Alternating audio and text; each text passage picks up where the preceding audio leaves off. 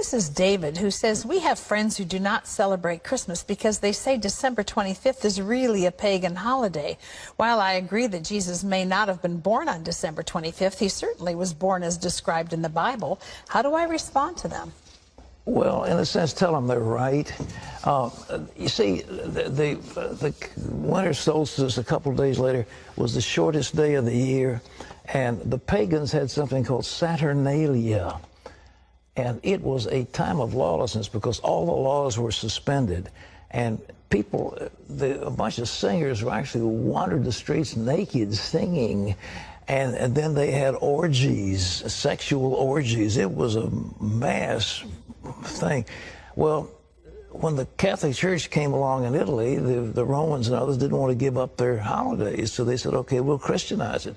And so they said, okay, we'll say the birth of Jesus was the 25th of December.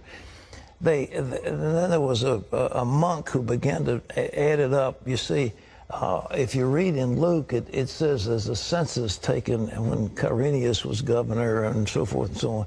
And they could take those leaders and figure the exact time dating from the foundation of Rome.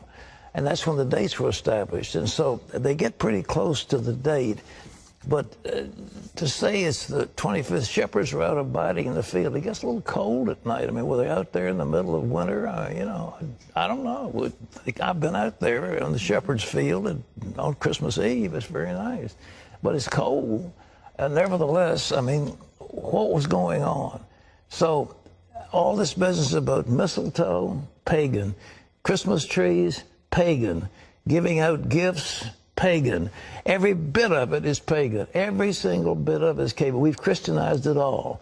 And so that's good. And so we have time, we celebrate for Jesus. Everybody gets all misty-eyed. But the truth is, they're all pagan.